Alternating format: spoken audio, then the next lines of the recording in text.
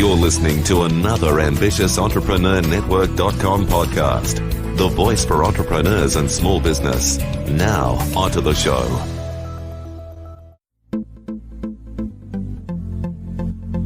This is Women in Leadership Podcast, featuring success insights from women around the globe.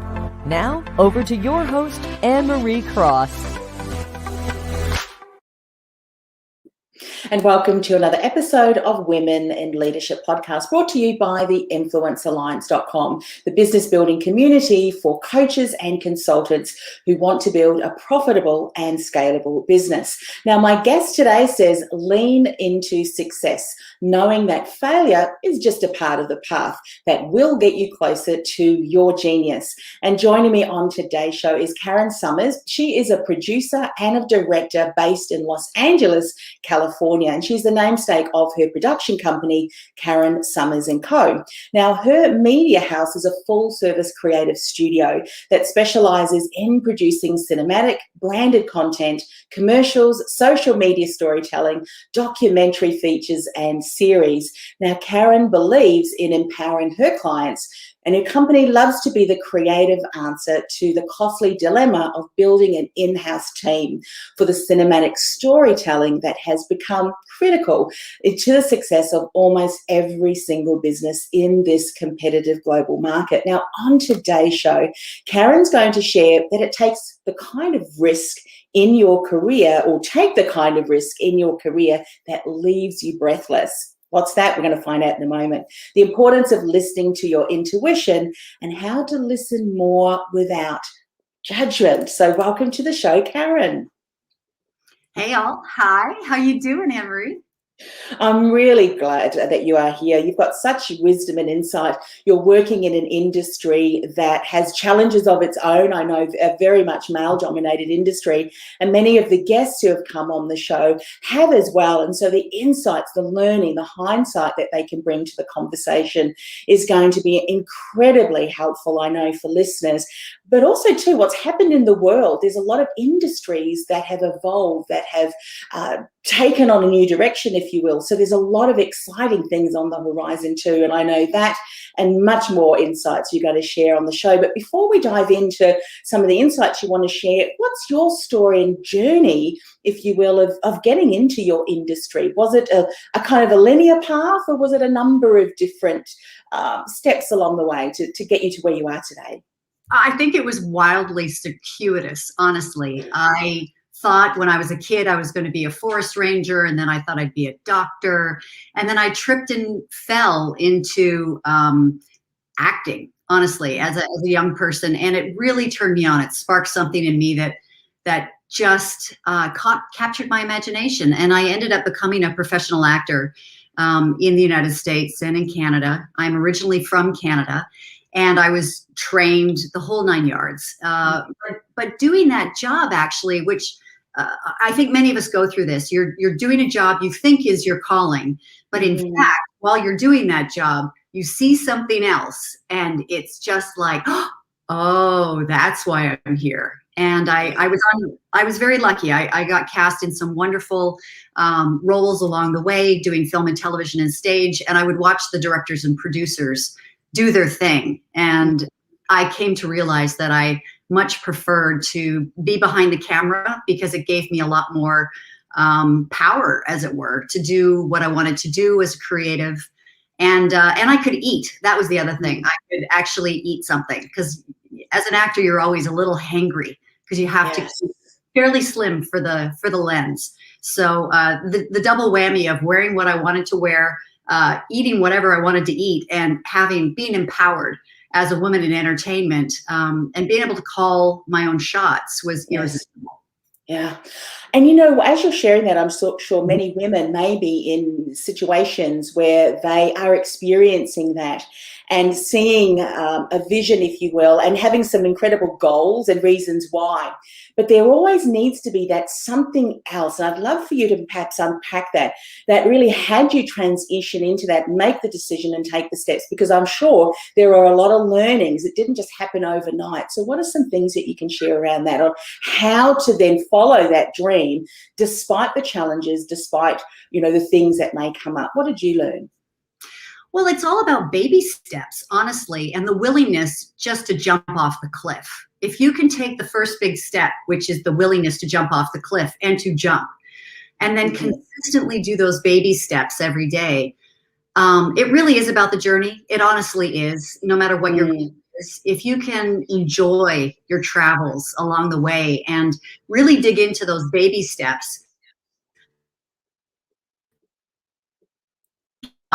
too, because it's in the babies that you learn all those little things, and you meet your network, you meet the friends that you'll continue to work with along the way, and that's critical. People that want to do that big jump from being a production assistant to being a director, by all means, go and do that, but understand that there will be probably some catch up along the way with the things that you did miss, and that there is the grace of following those steps up the chain will afford you the luxury of becoming more of your own genius.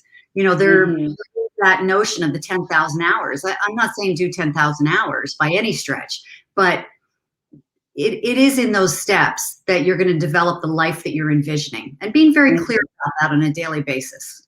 Yes, I love that. And, you know, taking, as we said, you're going to speak into the kind of risks in your career that leave you breathless. What were some of the breathless moments for you? Oh, boy. Honestly, I think it's a little bit, I think I experience these things every day. I'm always throwing myself into jobs that I know nothing about. And I do it because it's exciting, but I also do it because of curiosity, and I do want to learn along the way. So my vision back in the day was to ultimately become a filmmaker, even though I didn't go to filmmaking school. And so I've worked my way up that food chain in production, doing all those different jobs. I would say that probably some of the more hair-raising things that I've done is really doing that jump from being an actor into production was a jump. And I accomplished that by going up to the producer on a set. I was on a big shoot. I was the principal actor. And I went up to the lead producer and said, I'm really enjoying myself and this is great. We're almost done, but I would really like your job. What have I got to do to get your job? And she thought this was hilarious. And I said, no, I'm really serious. What have I got to do? And 2 days later, after, a principal speaking role, blah, blah, blah, she gave me a job as a production assistant. And at 2:00 in the morning, I found myself standing in a parking lot, picking up garbage before the rest of production got there. I remember looking up at the stars at 2 a.m. as I'm picking up this garbage thinking, oh, this is my big break. I've completely made it. I'm in production. So it was a significant moment, but it was, and I didn't feel like it was a stupid thing. I really was very cognizant of my life suddenly shifting. And months I was line producing and production coordinating. And a year after that, I was in Los Angeles working. So it's kind of funny once you do that big first jump, what can happen. Yes. Yeah. Would you say, and I mean, I know we're kind of generalizing here, but being that you've done that and you've gone through the ranks, as you've said, and you've said that multiple times, do you think sometimes it's our unwillingness to do what needs to be done and to stick with it in some of those? Well, you were saying the first job that you were doing is picking up rubbish now, or garbage, and someone might have thought, well, I actually want to be doing this, this, and this. What's this garbage that I'm picking up? This is also true, I think, for some of the younger generation as well, but also as we're making a transition, be willing to do what it takes, even if that means picking up the garbage. Well, yes? Opportunity creates more opportunity. Yeah. So, I mean, keeping that in mind in a very, very competitive environment, I was hyper aware of the opportunities being a little slimmer for women. I was very aware of not blowing my first opportunity. So at least I could impress people with how well I picked up the garbage. And within a job or two, I was working for art department and I became a buyer, and I started figuring out what jobs I liked. And that really is at the key of it. And if you can enjoy whatever menial task you might be assigned at that moment and make of it and do it really well, then you will be bumped up. I guarantee it, because there's so many people in the world that don't enjoy it will listen so loudly as the boss. Now that I'm the boss, the people that I bump up are the people that make the best of it, because we're all in tough jobs. You've got to make the best of it. Yeah, one of the things that I noticed, and I'm really seeing, I'm hearing a sense of this coming through, even in how you approach your work, that I'm sure that your experience, or the experience that people had of you on how you came to set, even when you were acting, that there was both an attitude and approach of one of, contributing rather than, wanting to have it your way. So would you say that it was no problem for you if someone wanted you to do A, B, and C, you were happy to do that, and you were contributing to the overall success of whatever they needed? That really seems to be an approach that I'm sensing is coming through, and just your style, yes? Yeah, I think it is. And I think holistically in the world with all of us, as I've made my way up the food chain now as a director, producer, CEO of a company, when I'm working with other leaders, when I'm working with people that are wildly accomplished and much smarter than I am, one of the first things that I'll say to them when we're in conversation is, how can I help you? How can I help you with this dream that you're trying to accomplish? What can I do for you? Because that's not offered up very often. I have a lot of people asking me for help. And it's the ones that offer to help me in return, or just lead with, what can I do to help? Really stand out for me. And so I've really tried to take that on as a daily habit for myself, without taking on so much that you can't do your own job. It really is, because I'm the leader. When I'm on a set, my job is to allow my people to do their jobs, so that I can do mine. If I'm distracted with something that a producer should be doing, if I'm distracted with what a set decorator should be doing, et cetera, I won't be doing my job. And my job is really to lead and to push forward the vision, creative. So, I think it's tremendously important. In that instance, I'm helping other people by letting them do their job. And there are a lot of people that, will interfere with that process too, and hold up. And that's just another way of helping. But I do reach out to folks that are being kind to me, being helpful to me, or I just want to form a relationship with, and just ask them how I can help. What can I do? It helps. And that just seems to be part of who you are and your approach. And I think that reciprocity, I mean, when you start to help people, it's just one of those things, I'm the same. If someone helps out or passes me a referral or something, I immediately think, well, how can I help them? And I think moving forward for what's been going on, that mindset and that approach is so very important. Not what can I get out of this, but really from that heart space of what can I do for you, because it's going to pay back in dividends. Now, we know that, and you said this, typically the industry that you're in is very male dominated. And one of the things that you've said is, it's important to listen to your intuition.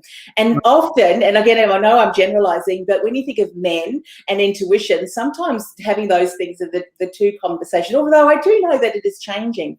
Yeah. So share a little bit more. Was that intuition something that you continue to use right throughout your entire career? Has it been significant in some of the decisions that have led to really great outcomes? Share a little bit more about this. I think intuition plays into every single thing I do every day, because you're going to be, if you take risks in your life, in your career, there are going to be so many times where you're just not going to be sure on a conscious level. Your logical brain will say to you, this is not a good idea. Like, you taking this risk means that you're putting this, and this at risk, and maybe that's not such a great idea. And yet in your heart, you have this feeling, I really must do this. There's no good reason for it, but I must do this. I met and married my first husband, who was a lovely man, a film critic, in Toronto when I was living there. And my intuition was, marry this man. If we decide, and if he asks, marry this man and move to the United States. And it was very much based on my intuition. I didn't really want to go, but I knew that I needed to. And long story short, I'm so glad that I did. It was life-changing. So, but on a career level, particularly for creatives, when it comes to trusting your intuition, you're going to be surrounded by people that will question your decision making quite often, whether it's the studio, because you have development folks that think that they understand a project better. They might not understand what you're saying as a creative in the moment. You're going to have line producers that will be telling you that costs too much. Really not a good idea. That's really too much risk. Or you're going to have also creative that will second guess what a change you might have made in something that affects production design, and then something that affects casting, et cetera, et cetera. And if you can keep the course and trust that intuition and be in it, be in the flow every day, it will pay off for you more than it won't. And you know, that's to do with risk, right? You have to be willing to move your life forward in a creative fashion, and to go for the goals that you've been dreaming about since you were a kid, or since recently, since we've all started to get out of COVID. You've got to stay in that space of trusting your gut. And I think women are really strong at acknowledging their intuition. But I do think that it for many of us, it's taken a lot of practice to trust that intuition, because there's so many people around you that will tell you, you know, you're probably not right. Yes. And also, too, I'm sure we can all relate to situations where we had a hit of intuition, we didn't follow it, and then down the track, it's like, I knew it, I should have done, you know, we can all come up with those stories. Yeah. But I think from a leadership perspective, I'm sure that you've got team members, and if you look holistically at the people that you are surrounded with as part of, you know, your job, that through that and seeing other projects and experiences where you really just were so clear, and they caught the fire, if you will, of well, we're just going to do that, and had a great success, they start to be more trusting, I'm sure, now, and to rally around some of those decisions. Well, we're not really sure, but we trust your intuition. I'm sure those are typical conversations that you now have with your team. Well, I think that trust definitely comes into it, for sure. And it's also trusting the intuition of your team members. Once you form that relationship, right, that trusted relationship, there are certain DPs, even though I'm a working DP and I'm a director, a DP being a director of photography, so I also shoot. So, and I can feel it. I can feel when there's another artist working with me on a set, like a director of photography. I know when they've hit the flow. And if they turn to me and go, Karen, I've got this idea, and if we can pull it off, I'll be just like, bring it on. What are you thinking? I wanna feel what that idea feels like. And if it feels right, then we go. And that's paid off in spades so many times. And honestly, the trickle down when it comes to everybody's companies, I think at this point, is your intuition on hires. You know, we actually churn through a lot of people, even though we do have core relationships with many people in our organization. There are a lot of people that churn through as freelancers. And there are going to be so many times where you're under the gun to hire people because you have a project coming up unexpectedly. You've got to hire quickly, and you've got to trust your gut in terms of hiring those people out. And the other part of that, which is kind of an odd part of it lately, is I'm always looking for women and people of color. I'm trying to hire from a diversity standpoint very strongly. That's always our first step. And sometimes that means that the people that we're hiring in do not have the resume that, you know, some of our regulars have got. And I really have to have these kind of strong conversations with folks. And normally it's with women who will tell me in an interview that they can't take the job because they haven't used such and such a camera, or they haven't done that particular thing in production yet. And I have to kind of take a moment and just listen to my intuition about this person. And then I have to either proceed with a conversation that basically is about inviting them to take a risk with me, that leap. And can they learn that camera over a weekend? Well, of course they can.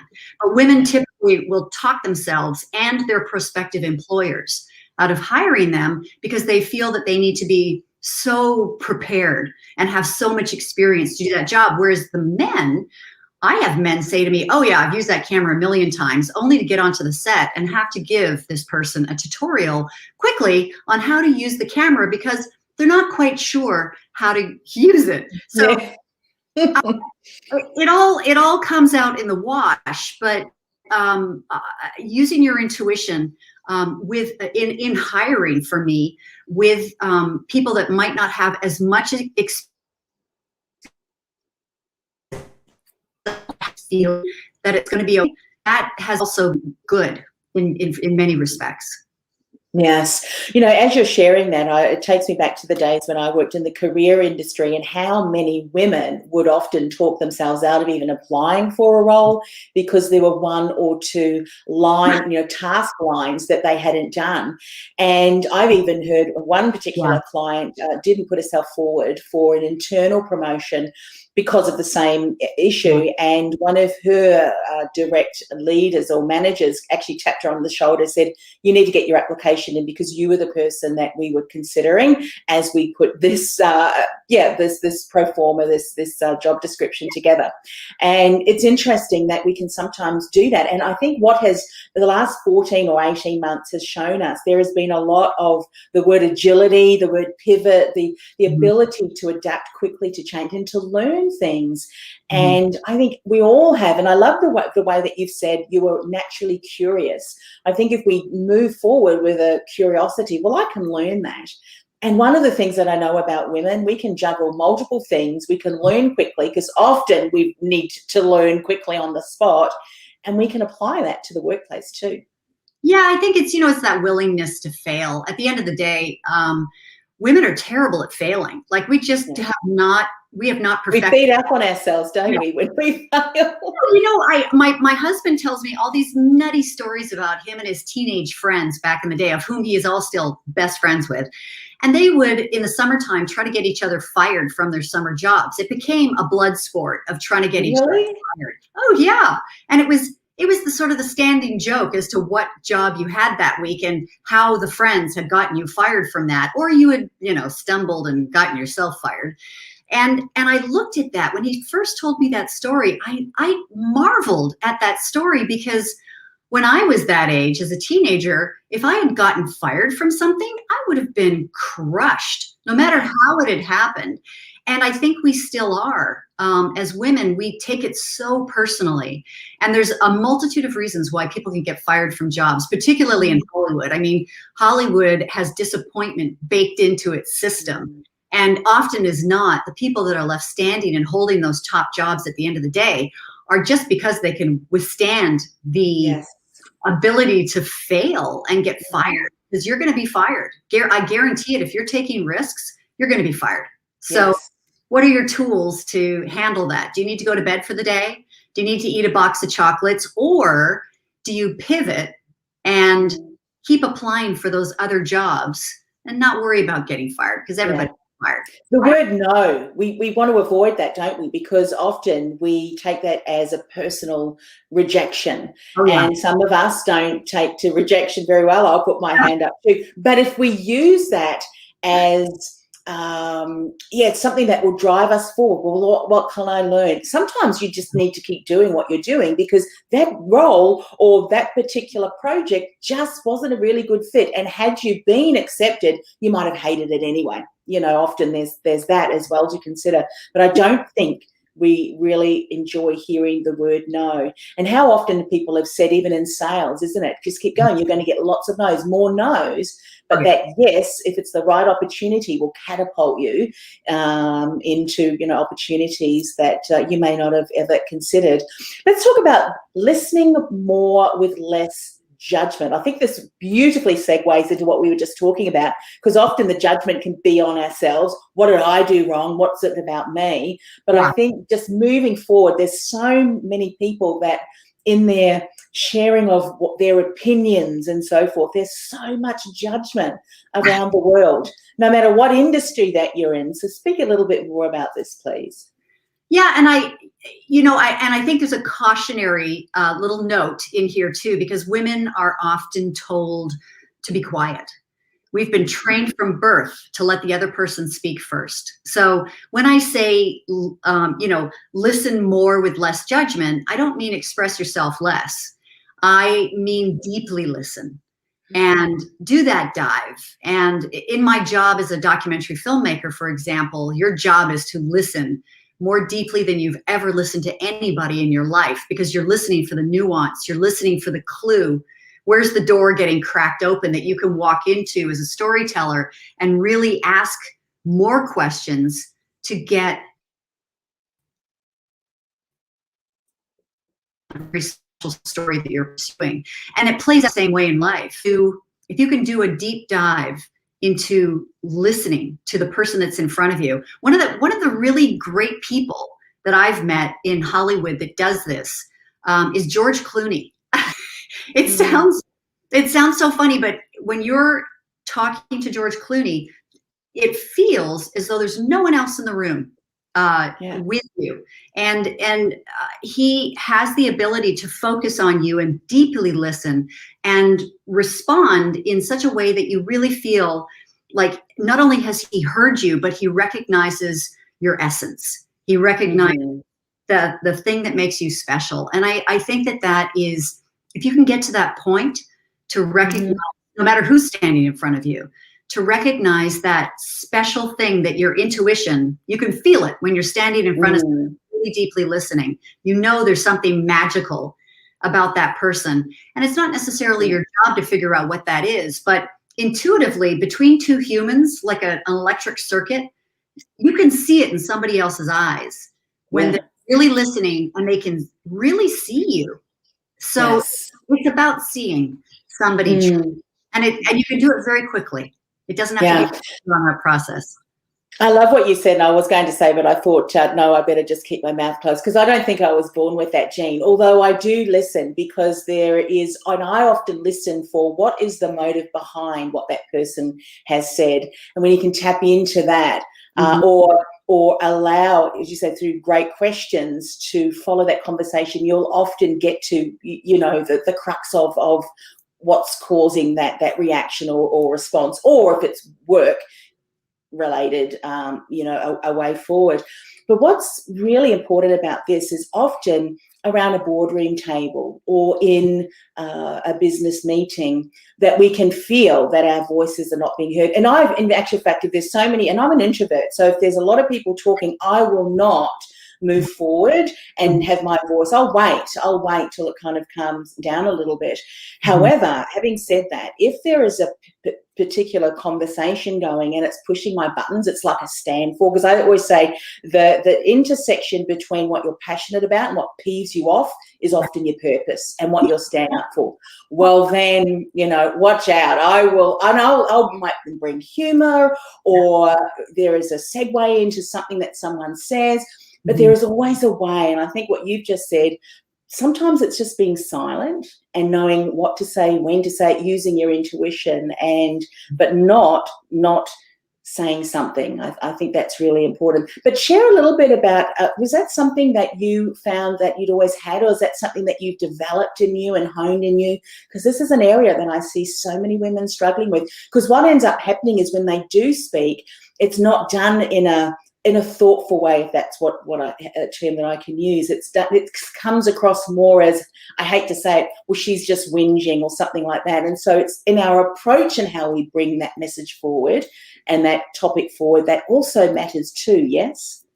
Yeah, it really is. And I think that just comes with age, honestly. I think I've had a leg up because I was a performer back in the day. So once you start to memorize other people's lines that they've written, it dawns on you as a human how important spoken word is. Yes.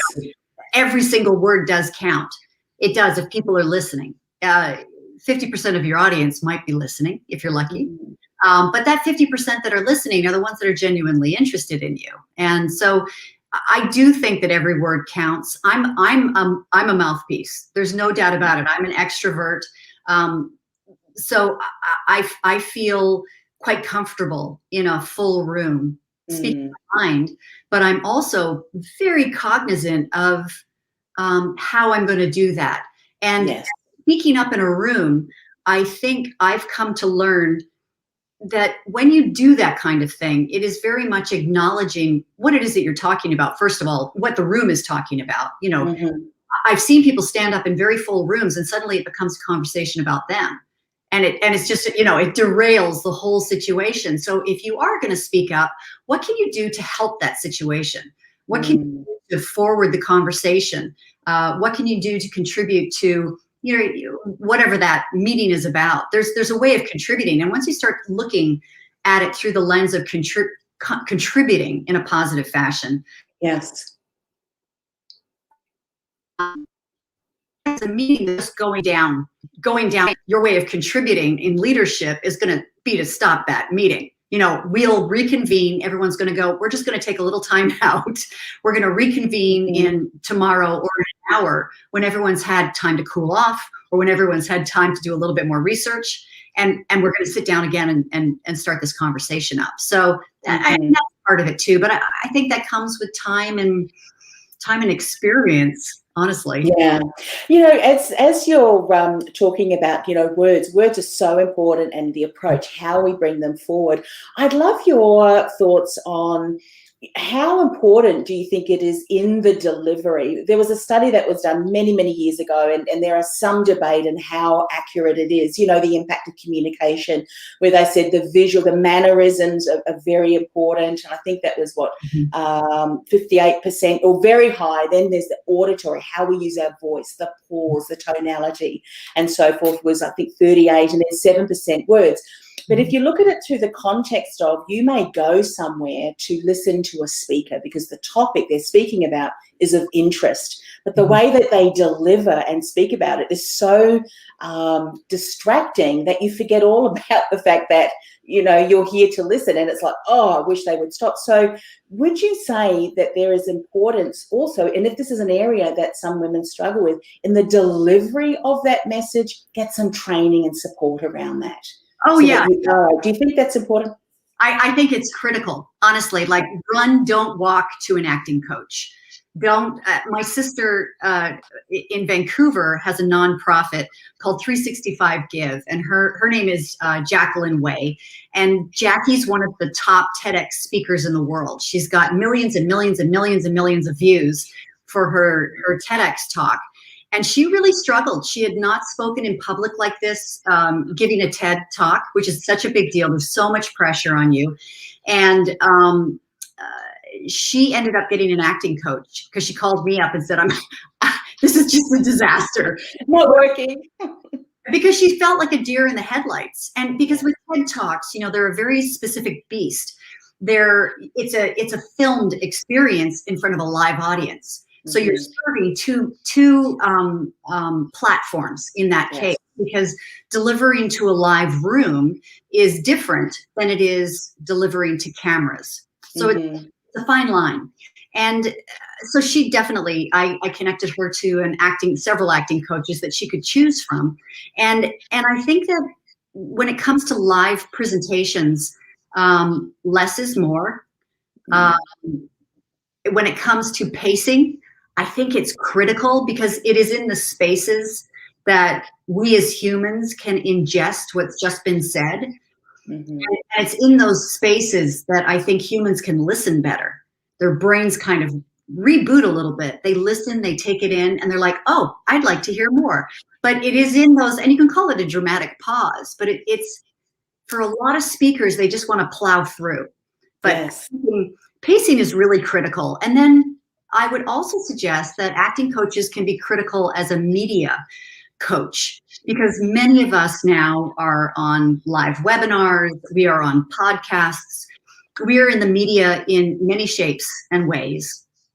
And being able to present yourself, being aware of how you're speaking to camera for many of us, or speaking to a presenter or an interviewer, or being a presenter. You really do need to get some training with that, because just getting used to speaking to camera, for example, freaks most people out completely. Their brains just kind of fritz out, and they don't want to do it because it doesn't make sense to them. And it is something that they will have to practice for it to make sense. Like, I know right now I'm speaking to camera, because I'm speaking to you, and that's what it looks like on in this platform. But the reality is that the figure of your body is several inches down below. So I want to look down, right? Yeah. But if you're looking up to camera, you get used to that.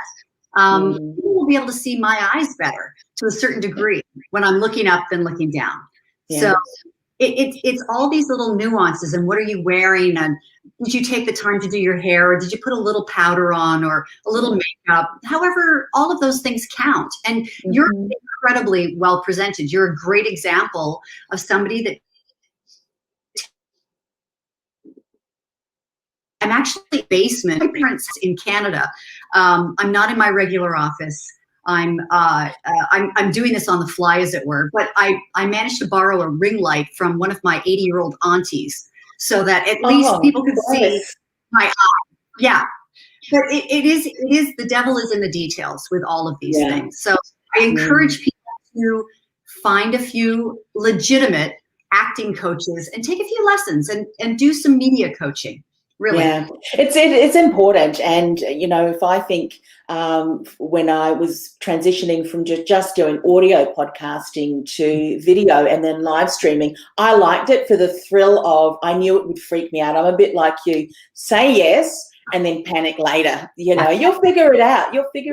You know, even if you've got to Google, and I mean, Google is the best encyclopedia there to learn. But it's one of those things that we wait for something to be perfect. And guess what? It never will. As we mentioned before we went live, the internet may drop in and out a little bit, and you know what? That's fine if it does.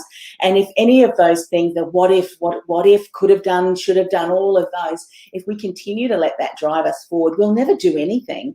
And you know, each time it'll get a little bit better. I never rewatch any of my videos because I just think, why did I do that again? But you know what? Other people won't know that because that is just who I am. I think we are our worst critics. I never used to listen to our podcast interviews with my co-host and he would often say, oh, you know, the sound quality is shocking. What did you think of it? I said, I never listen because I don't like the sound of my own voice. And I said that, you know, saying 3 times again. But just get over yourself is another thing that I often say to myself too, because by not getting out there, because we're waiting for something to be perfect, which, I mean, who determines what perfect is anyway? Our voice, our message, which continues to evolve too. I think you are a very different person than you were 5 years ago. So someone making a decision today, I'm going to do this, is going to be very different 3, 5, 10 years down the track. Yes? Yeah, I think so, to a certain degree. I mean, we're all the basic essence we were born into, and is my belief. But you do get opportunities to polish your essence, right? And I think honestly, for documentarians like myself, filmmakers like myself, it's in the imperfections that we find the beauty of most stories. So if you relax into your imperfections, that's where people will find a way to connect with you. And I have a podcast as well, and when I listen back, I have to listen back because I'm editing it, and I listen back and I'm just like, oh, could I say that phrase one more time? I'm an experienced media person. I know better, and I don't edit them out, if only to teach myself that I've got to stop saying that. I've got to stop saying that particular phrase because it's lazy also. I'm saying it because I'm thinking for a second. And so I've slowly but surely been weaning myself off of certain phrases that I use far too much. And I have a terrible habit of dropping the F-bomb every once in a while. I try not to drop them on podcasts, but I was interviewed by my very funny cousins in Canada who own an entertainment company recently, and they taped the entire top of the podcast as I was trying to ask our gardener to turn off the blower that was outside our house.